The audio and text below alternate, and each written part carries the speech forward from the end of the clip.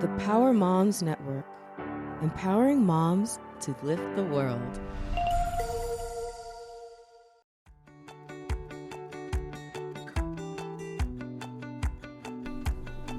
Welcome. I'm Riley Karsh. I'm Tova Kopan.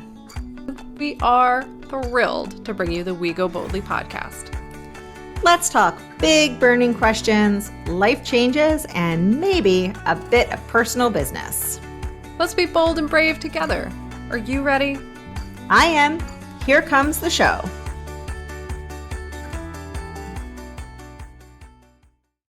Hello, everyone, and welcome to We Go Boldly, where we are thrilled to be a part of the Power Moms Network. At Power Moms Network, we are empowering moms and creating a community of mothers mentoring other moms to greatness. It is a fantastic network to be a part of. We are thrilled to be there. We would encourage you to go ahead and sign up to join their community of moms at powermoms.com. It's just a cool place, and we would love for you to join us there. So, as you all know, we are in season 11. This is our third conversation around the unbecoming, the undoing of it all. And today is a doozy. It's going to be a tough conversation. I think, as always, we will approach it with our humor and sarcasm and hilarity. However, it is still a tough conversation because we are talking about the root causes of trauma.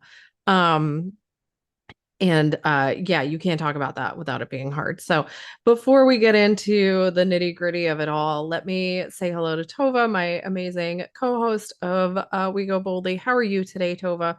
What's going on? Well, let me first preface this by saying I am not prepared to have this conversation emotionally or in any other way. You know, when people are listening, we've been recording a lot in a very short period of time. So Yeah. I think every episode starts with me like being like, oh man, it's a really rough time. I just want to assure you that it has not been a really rough time over like a 4-month period.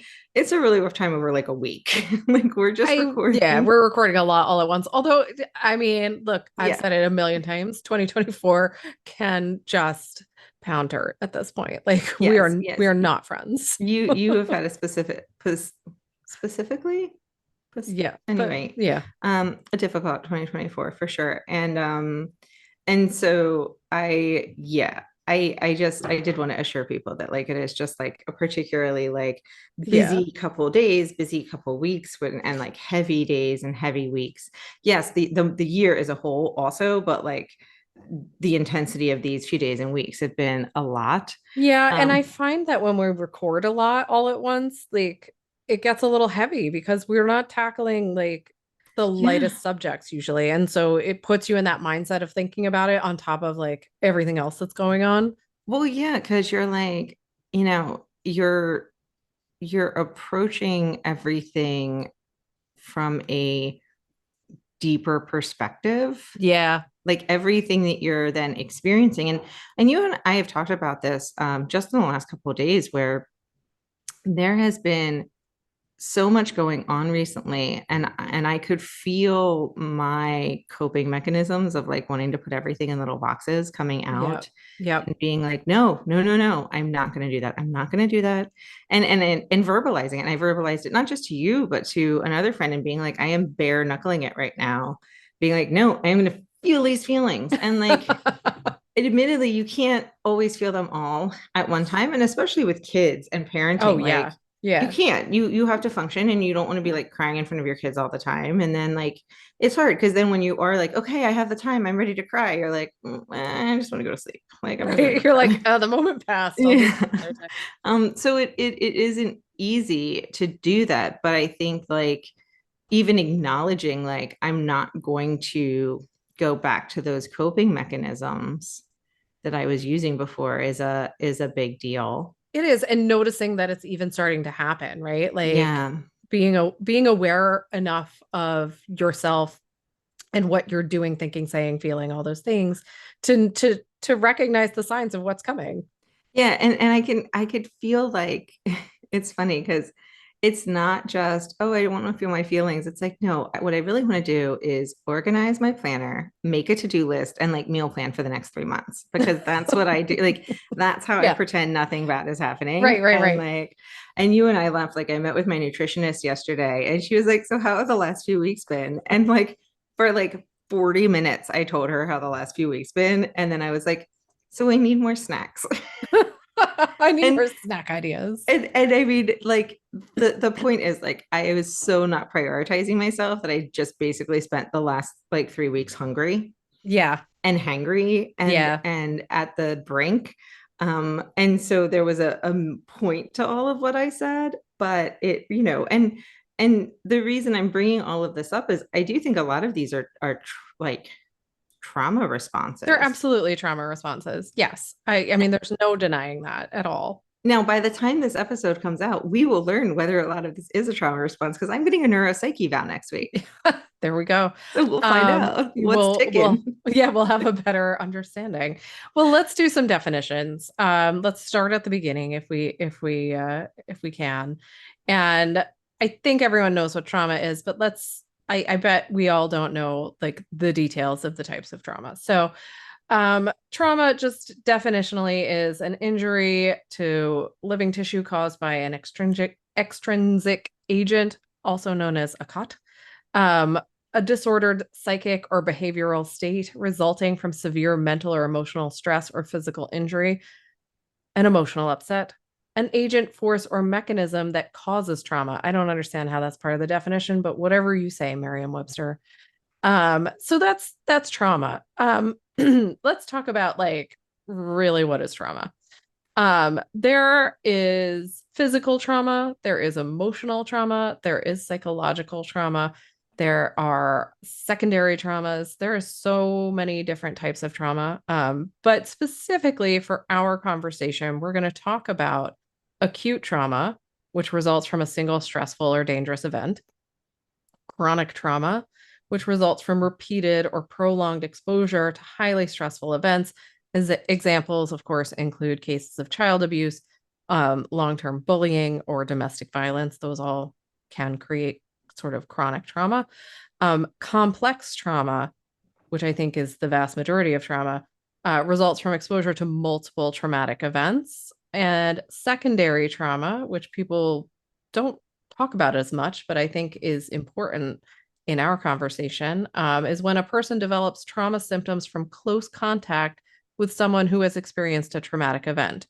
So that particularly impacts people with codependency, children, people who have bad boundaries. And I don't mean bad in a morally judging kind of way. I mean bad as in they're leaky and you're not setting very good boundaries. And so those four kind of forms of trauma are what we're basing this conversation around. So just to recap, acute trauma, chronic trauma, complex trauma, and secondary trauma. Those are all like that's like the big four of trauma that we're gonna have a conversation around.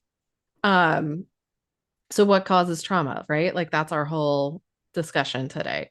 Where is it coming from? And I think a lot of us probably already know, but there's some things that maybe you haven't thought about before. So like common sources of trauma are crises, child experiences, abuse, loss, and other significant life events. I added this in, even though the research I did not have it, which really made me angry. And maybe I missed it, and I'm sorry if I did. But also, I think a common source of trauma is systemic racism, systemic phobias against various minorities, hate crimes, and things related to those. Those are traumatic, and not including them in the conversation would be a disservice to the entire conversation. So I just wanted to add that in. And so that I have a list here. This outline is very list heavy. I think that was me putting things in boxes, to be honest. I like lists. They make me feel in control. So a few things that I read about that we're going to get more in depth in, and then I'll let Tova take over a little bit. Medical trauma, sexual trauma, family trauma, refugee trauma, traumatic grief, terrorism and violence, intimate partner violence, disaster trauma. We definitely have that in this country, and I think people don't talk about that as much. I mean, that is all over the world too, but definitely in places where hurricanes and tornadoes run through with regularity. Childhood neglect, and then I think also very importantly, generational trauma, which goes back to what I added, the systemic racism, phobias, hate crimes, those kinds of things. So that's really like the world of trauma that we're talking about today. Well, and I want to highlight a couple things. So, I don't think we've seen the impact of what COVID and the pandemic had from a traumatic perspective. We have gone on and pretended that it did not happen. And I do think that there are going to be people listening who are like, whatever. But you and I have talked extensively about how my experience with COVID and your experience with COVID were drastically different. And we only live, I don't know, 40 miles away from each other. Yeah, not even, I don't think. And so I think the closer that people were to hotspots or centers, have, different experiences. I think a lot of people's, school stopped, but like their everyday life didn't change as much as, or like, I don't know, like if you don't live on the path of an airport, you might not notice when airplanes aren't flying. Yeah. Right. And so like we live on the path of an airport. And so our airplanes stopped flying, or significantly decreased, like significantly. Yeah. Well, the last time airplanes significantly decreased for me, my experience was September 11th. Right. And so there are two main times in my life where I have heard the sky, like where there aren't airplanes flying around all the time. And they were both traumatic events. Like, and so, my point is like, I don't think we have seen the fallout of that. The other thing I want to highlight is there's no judgment as to what ends up affecting you when it comes to something traumatic. And I say that because it is often something, what could be traumatic for Riley and what could be traumatic for me is not necessarily the same thing. Tornadoes would be traumatic for both of us, but but also someone from Kansas who comes here and there's a stage one. No, that's not what they're called. Whatever. I don't know what we're talking about. Tornadoes? They're EFs. Yeah. So like different, less bad tornado here, where in Verona, if we had a tornado, it would be like, I mean, we did once and it was a big deal. I mean, it like broke a tree, but like it was a big deal. And, a person from Kansas would be like, okay. But everyone around here was like, oh my gosh, a tornado. Right. So I say that because, I was listening to a podcast the other day. It was the This Is Us podcast. And they were talking about kids and how kids process things.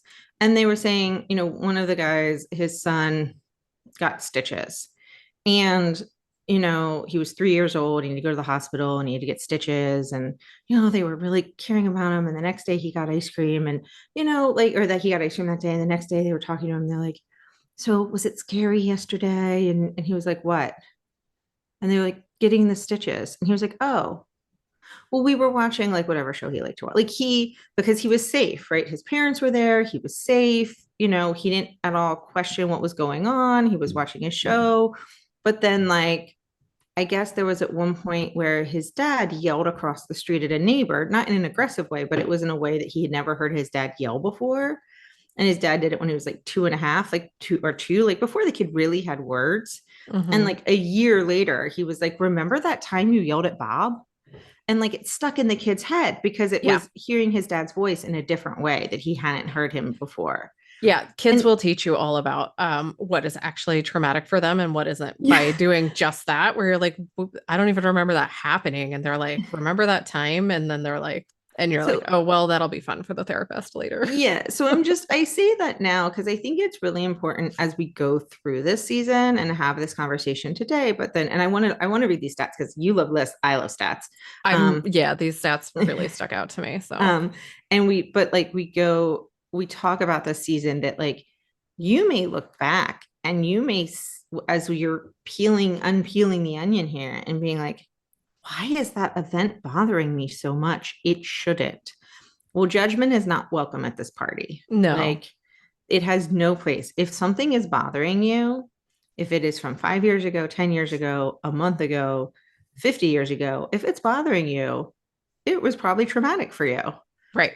Full stop. And so I want to bring that up because there should be judgment, and it can affect you, and it can affect your body and your emotional well-being no matter what scale you're using. Yeah, we're going to get into like how trauma impacts us. But as you said, there's a lot of statistics out there. I just pulled a few things that seemed interesting and worthy of the discussion here. One study or one institute, I guess, puts out numbers on trauma.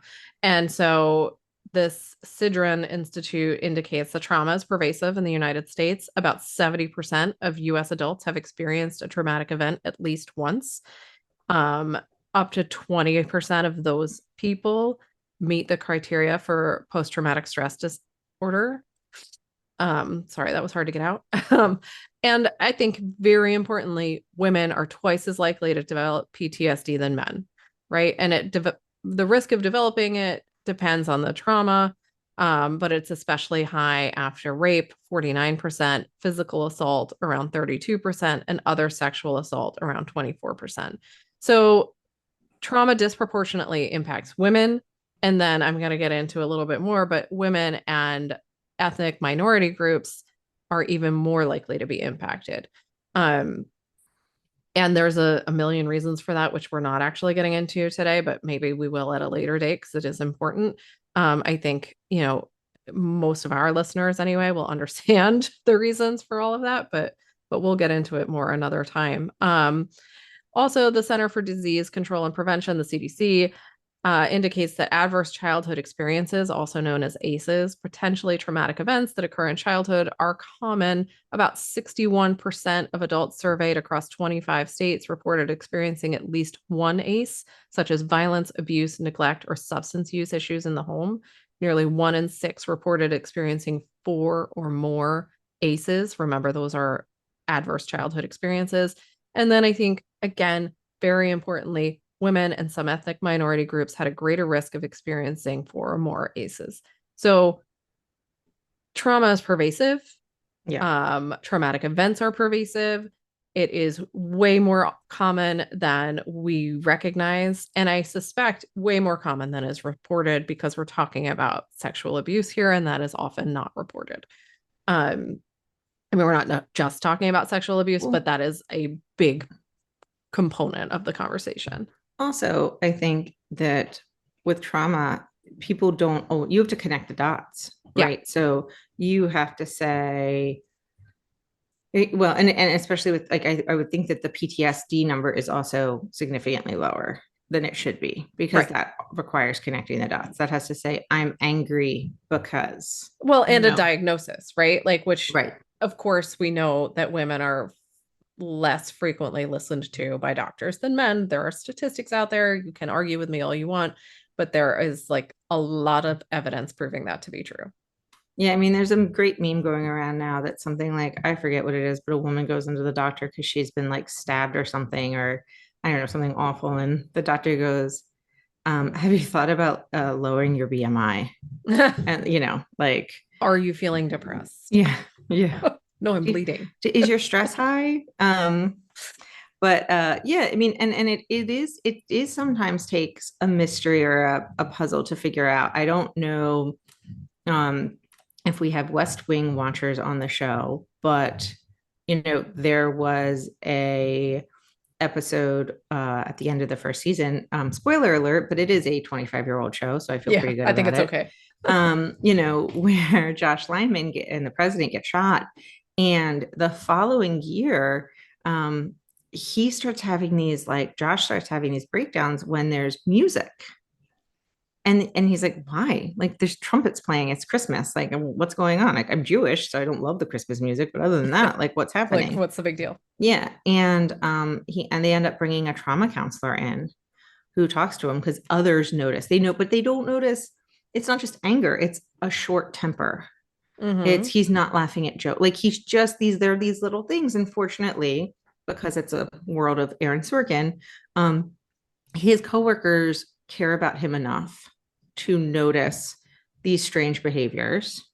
They know he's just, he's been shot less than a year earlier. And so they bring in a trauma counselor. And so the trauma counselor talks to him, and what they realize is what they end up after, an intense episode, that the sounds of the sirens and the sounds of the music, he is getting triggered every time he walks through the lobby and he hears the music. And it took until Christmas because that's when the music came in the lobby.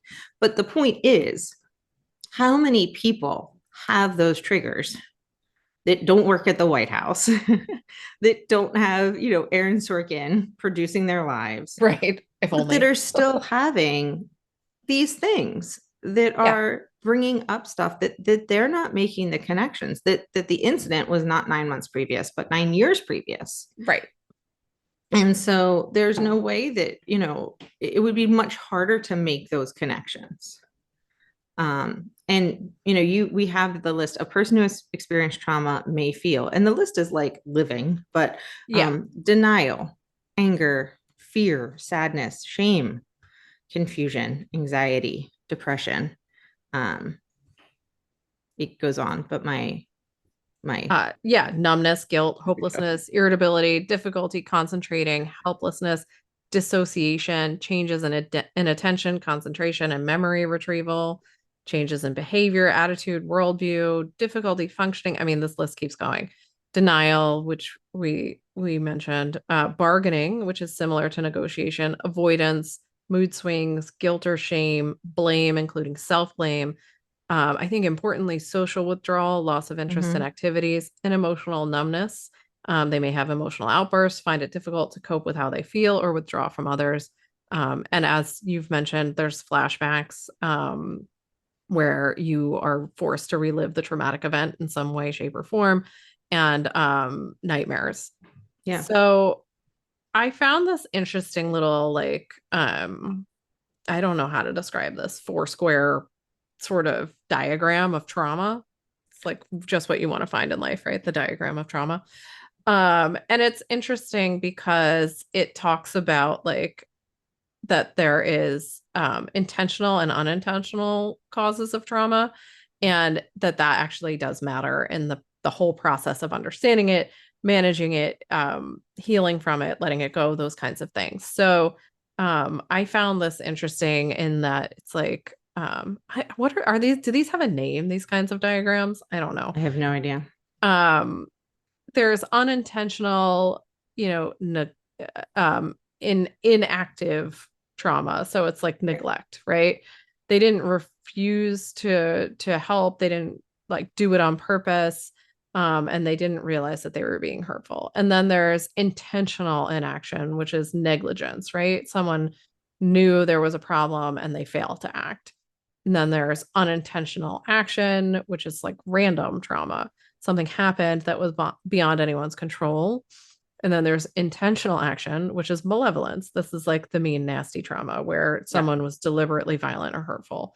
And I found this a helpful little square of, I don't know, understanding trauma, in that I think it doesn't change the fact that you have experienced trauma, but it may change the way in which you choose to deal with it, heal from it, manage it, all of those things. We need to take a break. We do. So why don't we do that, and we can come back and Tova will talk to us about tools that help us release trauma. We will be right back after this break, everyone. Well, hello there, ladies. Are you ready to elevate your life and connect with like-minded souls? Join us every week at the Go Boldly Together weekly Women's Circle, where strength meets sisterhood. Dive into empowering discussions, share your victories, and navigate challenges together. Our circle is a safe space for growth and inspiration. Experience the power of collective wisdom and unleash your full potential. Don't miss out on the transformative energy. Click the link in our show notes or visit us at goboldlyinitiative.com/Women's Weekly Group to learn more about our Go Boldly Circle today. Together, let's embrace the journey of personal development, and let's celebrate that unstoppable force within each of us.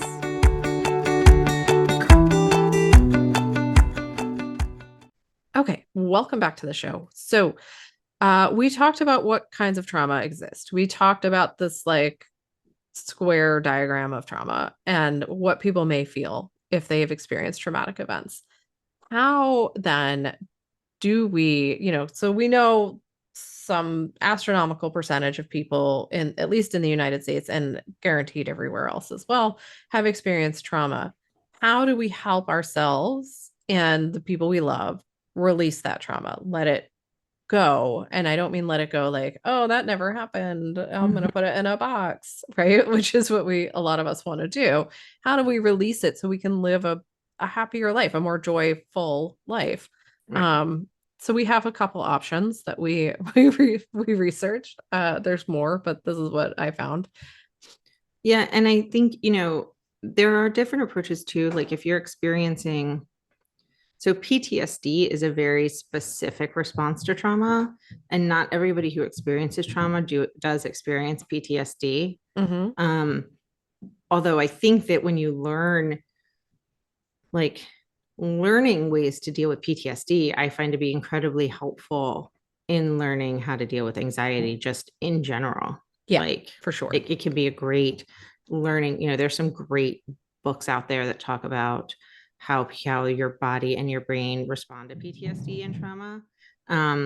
That being said, sometimes PTSD has a very specific type of therapy that's needed, but trauma in general, there have a lot more options. So there's cognitive behavior therapy. So this is learning how to change your thought patterns to influence your behavior and your emotions.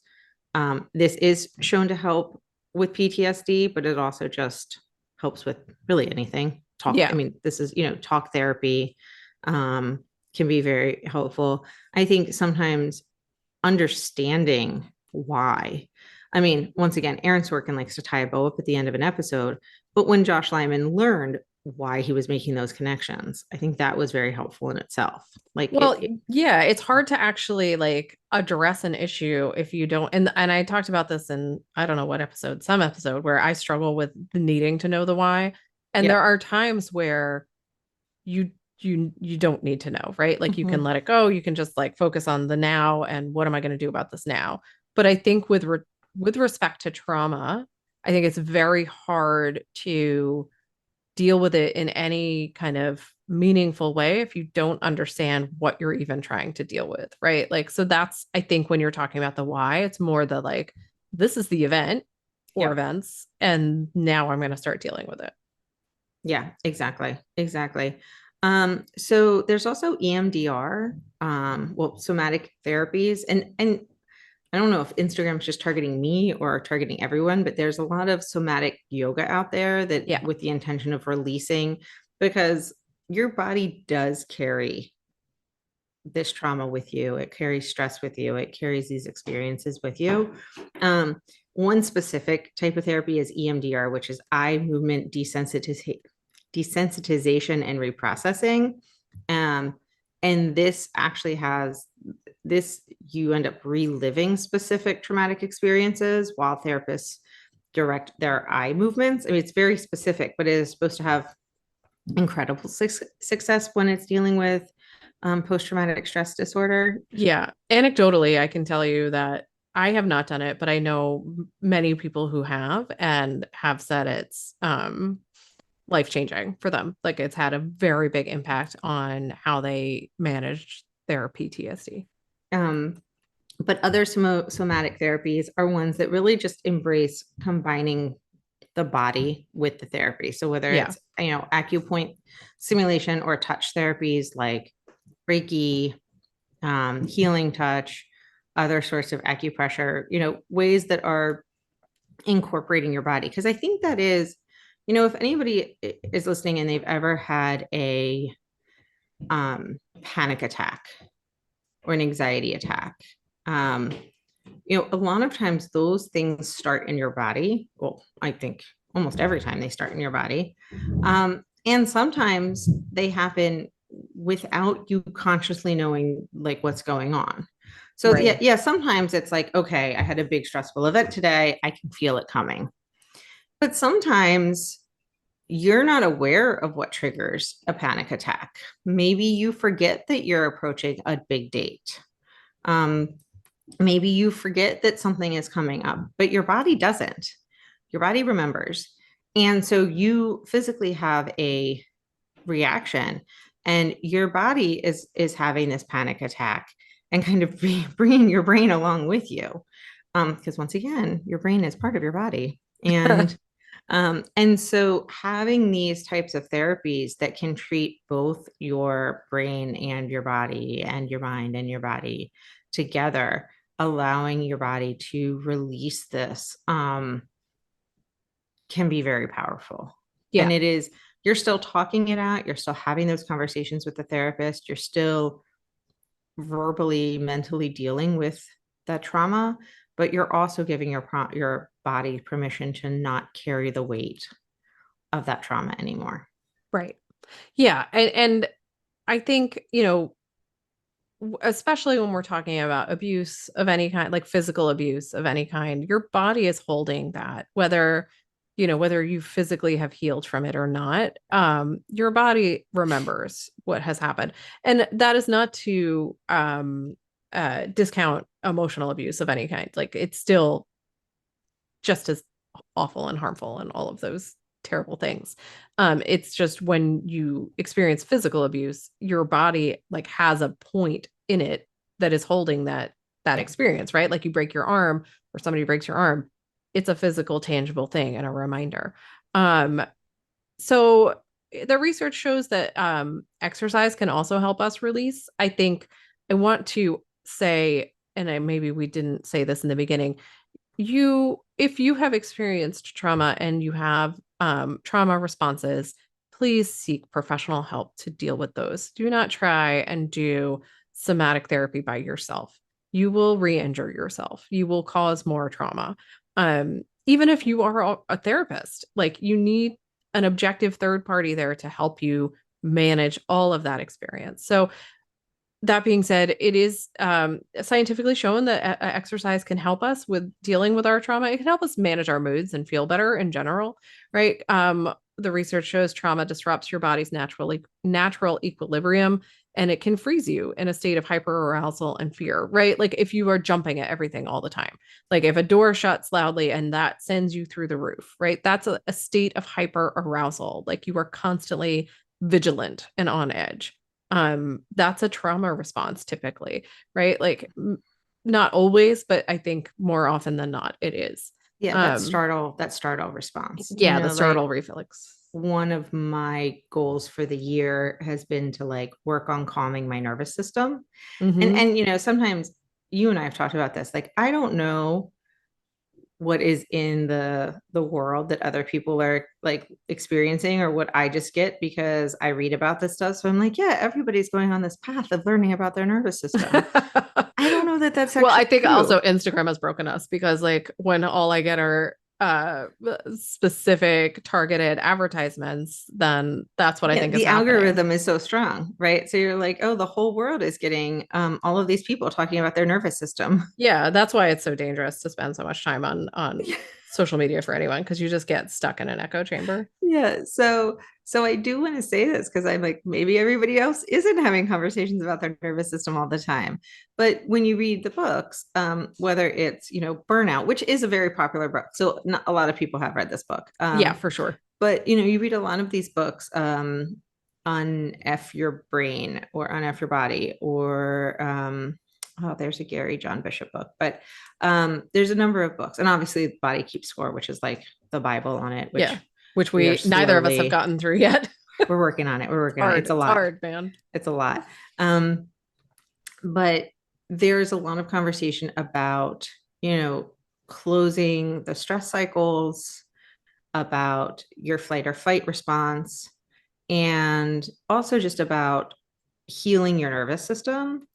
And if you have experienced trauma, either ongoing trauma or also just even the threat, and this is where, to circle back to what you pointed out about systemic racism, right? Like, I know, so we are recording this in July. Kamala Harris recently announced that she was running for president. which we're very excited about, at least in July. Yay. So hopefully we're still excited about it when we're listening to this in September. We will be. We will. I be. think we will be too. It's gonna be good. And a lot of people have been saying like, well, we need to get ready. We need to get ready for all the racism and sexism and, Black women specifically better, need to be ready for all of that. And some woman who I follow on Instagram was like, we're ready every day. Right. Like, that's every single day. That's our lives. Yep. And so being ready for the threat of something, even if it never appears, and obviously it does appear, but let's just say it never appears, even if it never appears, that is traumatic, right? So being on edge, waiting for the proverbial shoe to drop can be traumatic and often is traumatic. Well, in the sense of systemic racism, it is. I was gonna if it's a lifetime of that experience, right? Yeah. Imagine your cortisol levels. If your entire, I do not have to imagine them. Well, right. But like maybe our listeners do. Yes. Imagine your cortisol levels if your entire life is spent waiting for that, like something racist to happen, something like some, like, pardon me, but like some Karen to show up and mess up your life because you happen to be Black and she happens to be white, right? Like waiting to get a call about your son. Right. Like having to have these hard conversations with your kids, like just all of that. I mean, I have to have hard conversations with my kids and that like makes me bonkers. Like I am like my stress levels go through the roof and I don't have to have those kinds of conversations, right? Yeah. So like that alone is chronic trauma, right? That's like chronic complex trauma. And having those levels of cortisol in your body all the time, that those like adrenaline rushes, that like dysfunction, and I don't mean it in the way that it sounds where I'm blaming. I mean like your body is dysregulated and there is literally nothing you can do about it. Like what are you going to do? And we're seeing a lot of nasty things about our body right now. Let me say something. There have been times in my life where my brain has said, no, you're okay. You're okay. And my body has been like, you are not okay. And has been sweating and stressed. And guess what? My body was right. Yeah. Like there have been times where my body has protected me, where my brain has rationalized that I'm okay, because our brains try to protect us by closing off things. Yeah. By shutting down and saying, no, you're fine. You're fine. We're not going to look at the big bad. And our bodies are like, no, you're not okay. And I'm going to send every signal at you to keep you safe that I can. And so, but when your body has to keep doing that to protect you, it gets tired, it gets worn down. And so the good news, because there is good news, is there are things we can do. Yeah. It takes a lot of work and it is exhausting. Well, and like we just talked about, right? Like there is excuse me, there is talk therapy. There are somatic therapies. There is exercising to help yourself. There are, there's mindfulness and meditation, which I'm not going to go through these statistics that I have here, but like every study out there says will help, right? Like will help you release some of that stress and release some of that anxiety. And I think, this is a good segue into the next segment, which is identifying trauma responses. And there's 4 main, like well-known responses. It used to only be 2, now it's 4. There are a whole host of other responses that have been categorized. I stuck with the 4 big ones because we're limited in time. Let's take a quick break. Just speaking of time, because we need to take a quick break. Sure. We'll come back to them. And I don't want to forget because we are into this topic. So let's take a quick break and then we'll get back to Riley and you can start talking about the identifying these trauma responses. So we'll take a quick break and we will be right back. Hey there, pod family. Have you ever wished you could stay in the loop with a little slice of transformation and inspiration delivered straight to your inbox? Well, you're in luck because now you can. Introducing our fantastic newsletter, your VIP pass to all things exciting and informative. Join our community of growth-minded souls, Get the hottest topics delivered right to your inbox. It's quick, easy, and totally free. Just head over to our website at goboldlyinitiative.com and sign up for our newsletter today. Don't miss out on the next big thing. Stay connected with us. Subscribe now and get ready for some big, bold love. Okay, so welcome back to the show. Before the break, I was talking about common trauma responses, right? So as I said, there's four like well-documented, known main trauma responses, and those are fight, flight, freeze, and fawn. They're all adaptive, functional, short-term survival counteractions. These are the things that our body and our mind, because our mind is a part of our body, but these are the things that we do in response to a traumatic experience, event, whatever. I think for a long time, it was really just fight or flight that people talked about, because those are sort of like biological responses to, danger in our environment. And yet these other two, I think freeze and fawn might actually be more common. So the fight response involves combativeness toward the perpetrator. Examples of fight might include kicking, punching, threatening, verbally argumentative, yelling, confrontational, right? Like that's fight. I think that's pretty obvious. Flight involves literally or metaphorically running from an actual or perceived danger. I think that metaphorically is really important here. It is an act of non-confrontation and avoidance of a threat. More importantly, it is a biologically determined sequence of responses to stress. So flight is a disengagement from the stress-inducing stimulus. So honestly, it's, it might be flight as in like you literally run away, but it also might be flight as in you dissociate, right? You allow your brain to go somewhere else and like leave your body for that moment. So when you have the flight response, because people typically have one or the other, right? It's rare that you are always a fighter, or it's rare that you're a fighter, a flight, and a freeze, right? Like we often are one or the other.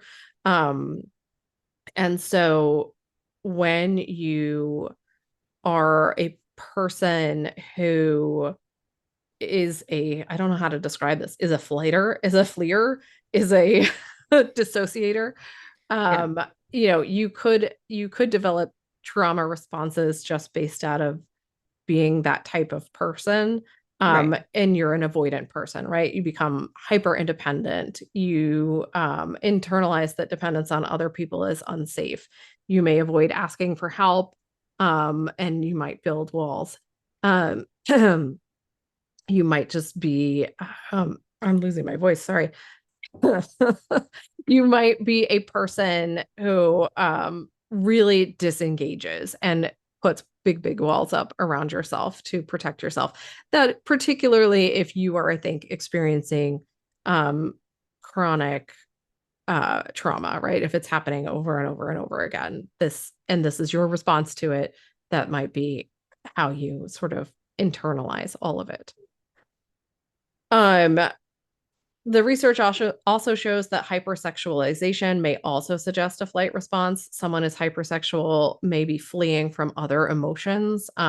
This response may also represent the fawn response, as a people-pleasing attempt. But I think it's important to recognize all of those things. And to be clear, we do not shame people for their sexuality here.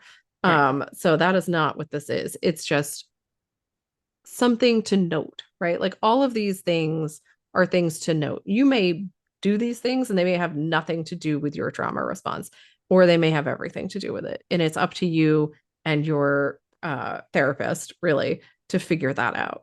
The freeze response, this is the typical stop, look, and listen. Hypervigilance, you just sort of literally freeze, and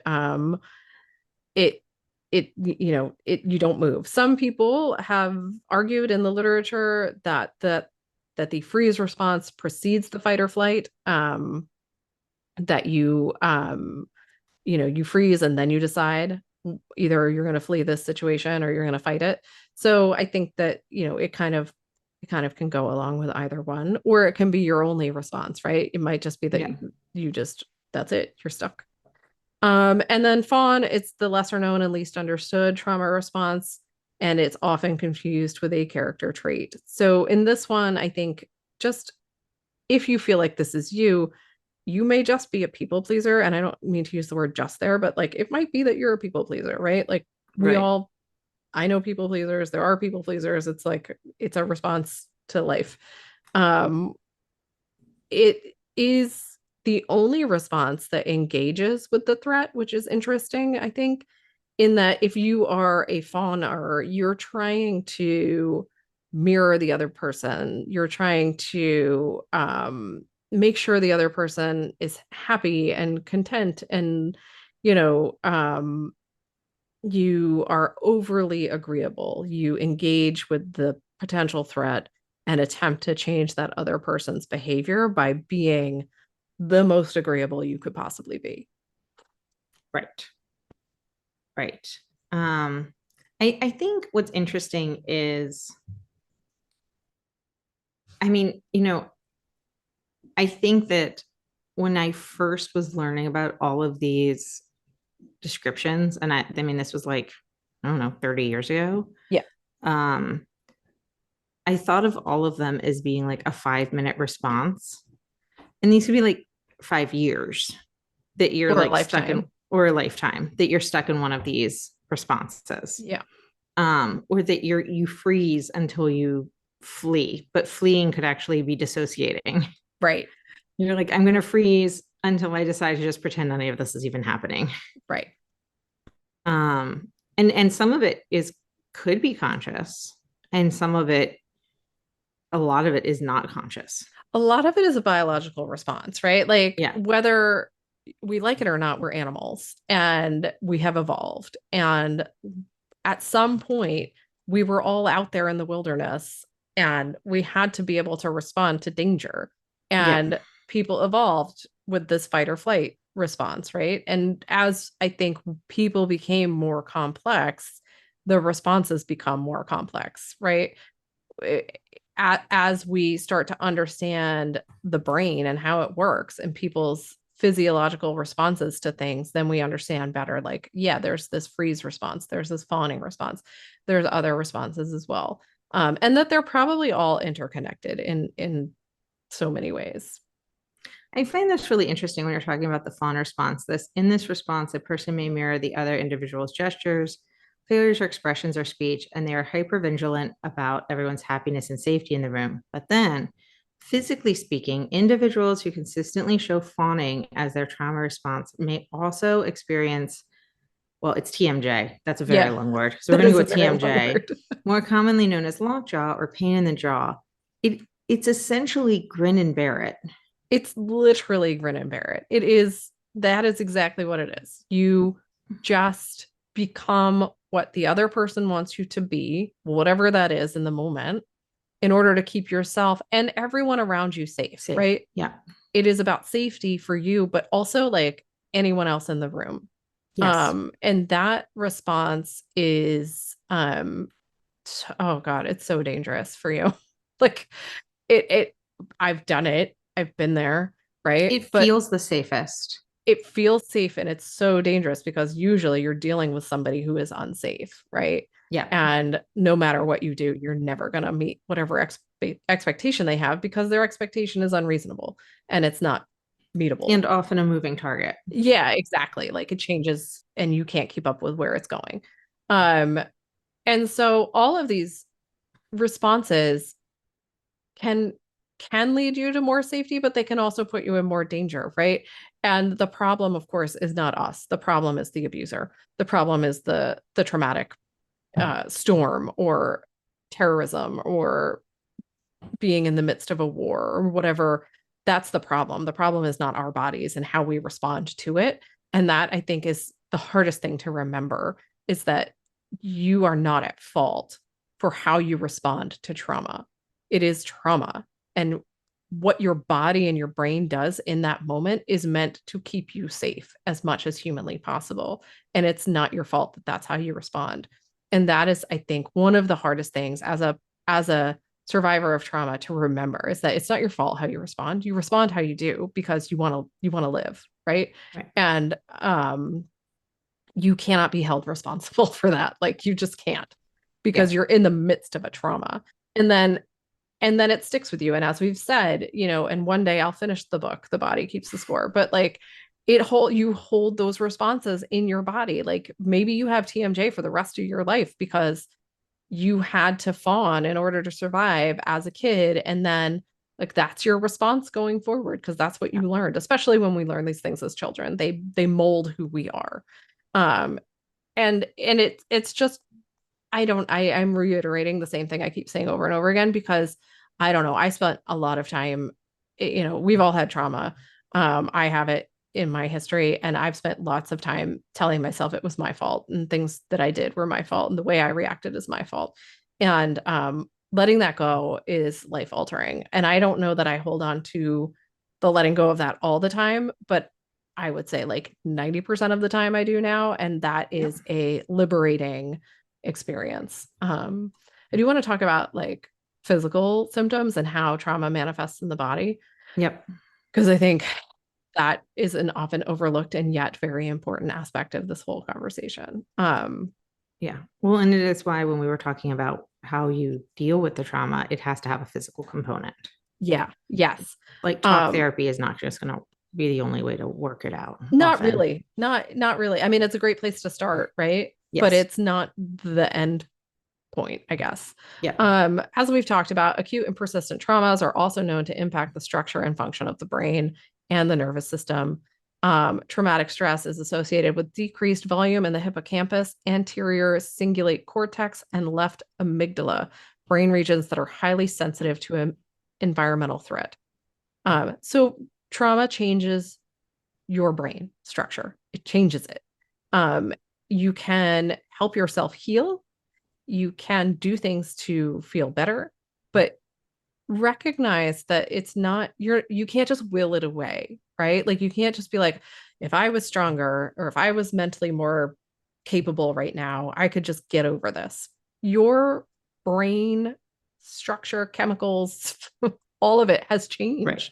And you have to deal with that.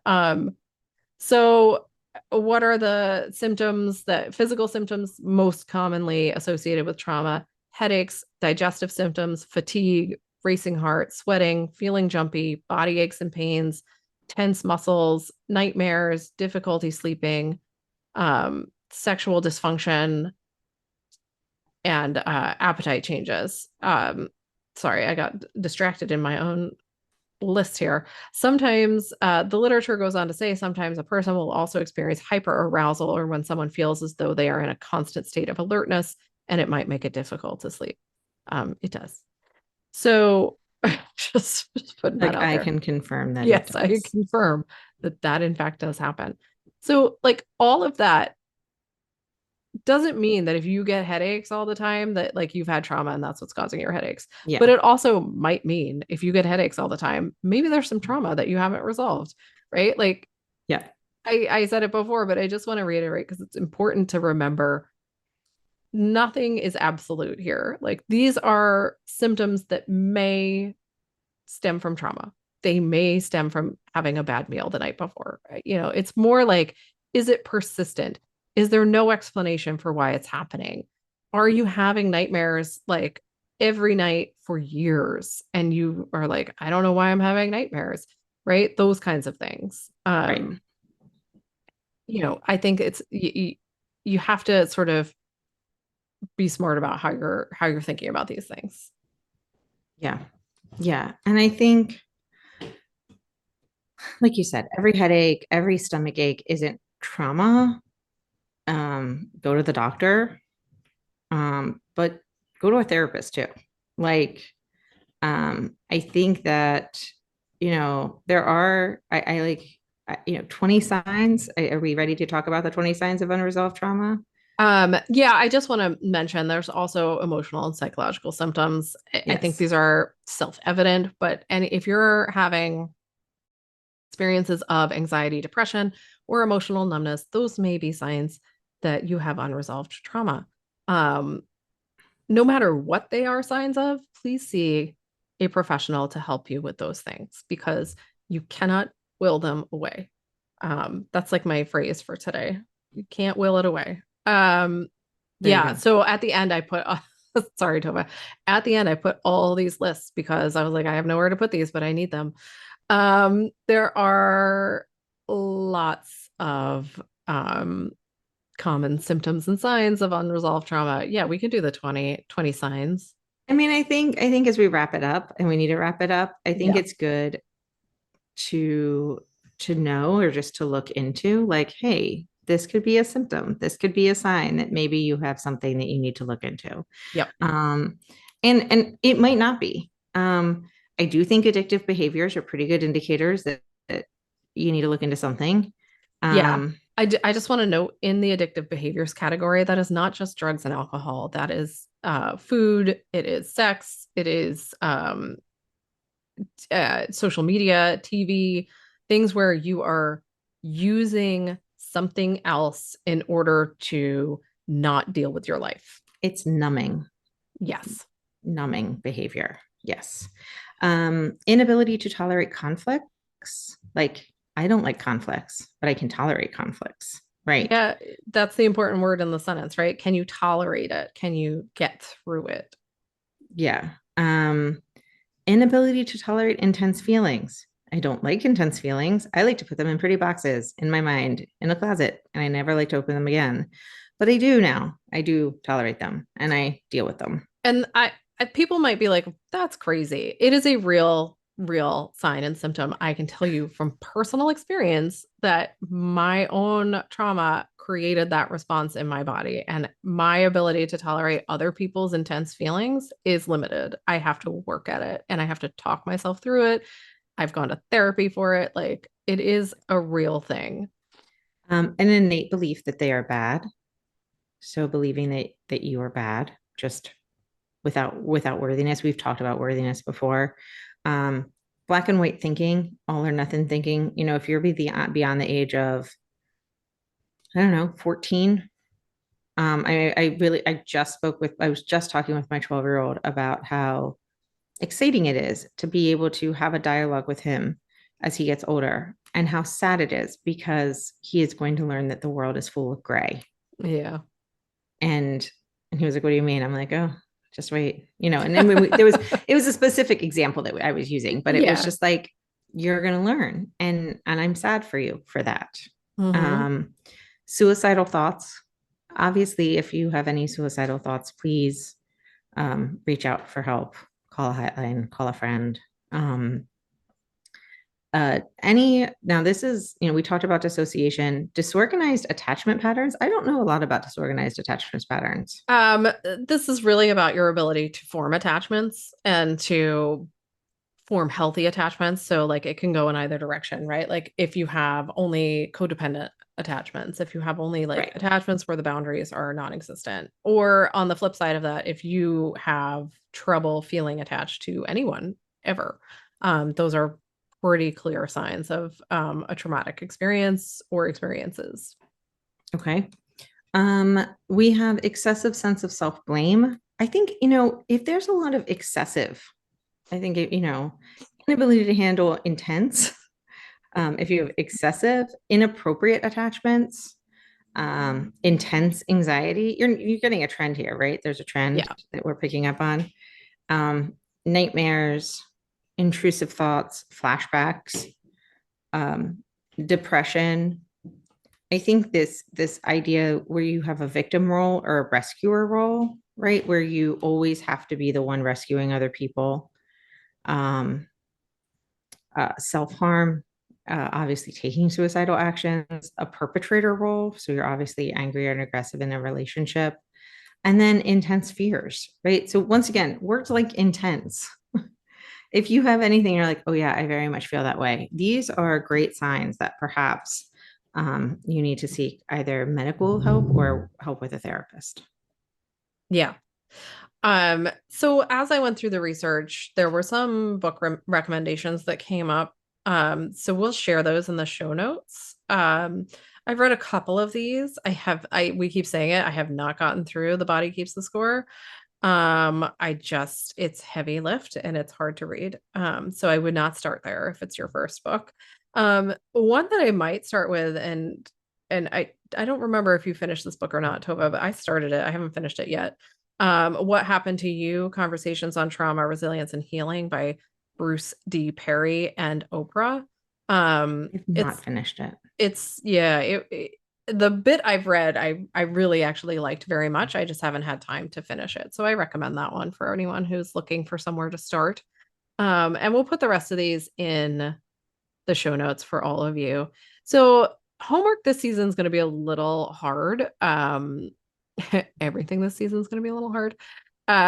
I don't want to trigger anyone's trauma response. Like I have zero interest in doing that. So I want to suggest to you that the homework should be, one, go back and listen to our episode on how to find a therapist. And maybe go ahead and find one. Even if you're not ready to go to therapy, have one that your insurance covers, that you know you can talk to, that you have in your back pocket, right? So that would be step one.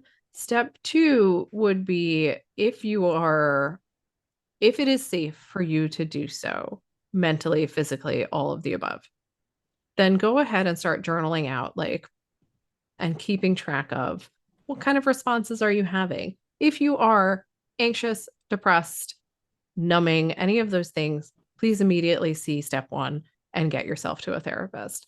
If you are just sort of going through the motions of life and don't feel those things, but maybe you're like, these things happened and maybe they really were traumatic and maybe I've been blowing them off, go ahead and start making some notes, right? Like write some things down, because your therapist will thank you for bringing that to them if they're a good therapist, but also it will help you start to unravel some of the threads here and start looking at maybe that thing that happened when I was a teenager really was traumatic and it is informing how I behave in certain circumstances. And I would like to change that. Right. So start doing all of that. Reach out to us on social media. We are at Go Boldly Together on all the things. Or you can find our website, goboldlyinitiative.com, and you can reach out to us there. We would love to talk to you, hear from you, hear your thoughts on this challenging season 11 we are in right now. Well, and I just want to add one part. Yeah, go for it. We are we're not in the depths of despair or the dark part, but this is a hard season, but the goal of this season is to come to a spot where we are in a place where we can write our own story, right? Where we are figuring out how we got, what happened to you, right? Like how we got where we are, so that we can write our own story, where we can figure it out so that we can be on purpose and be intentional with our lives. And so we're not having responses where we don't know where we came from.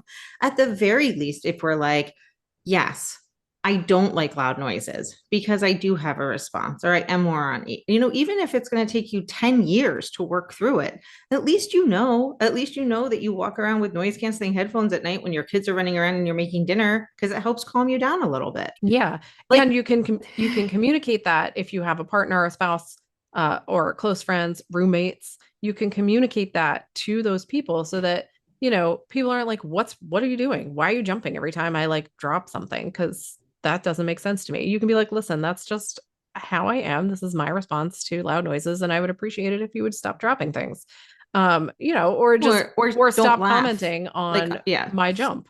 Right? Stop commenting on my jump. You're going to drop things and I'm going to jump. And how about we just move on with our lives about it? Right. Or, say something supportive.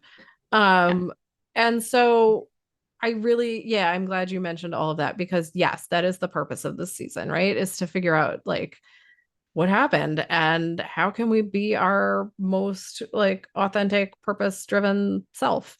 So yeah, absolutely, to all of that. We're at the roots. We're in the dirt. Yes, this is the beginning. The muck and the mud.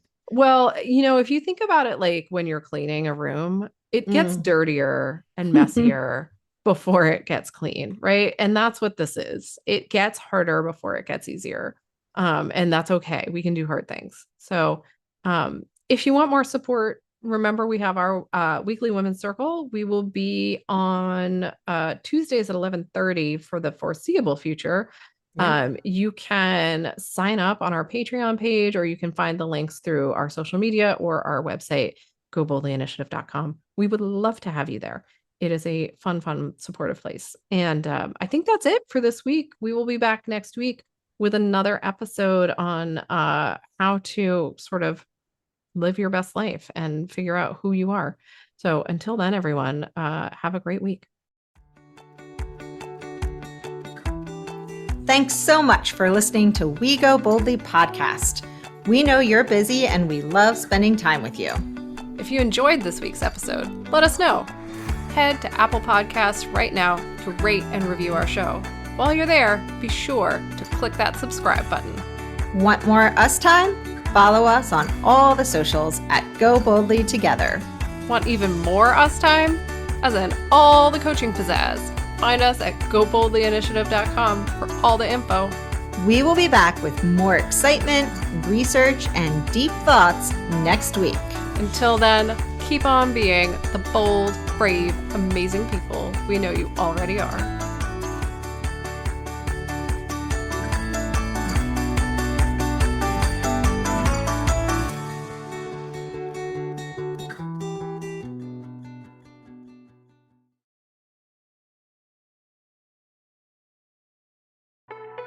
The Power Moms Network, empowering moms to lift the world.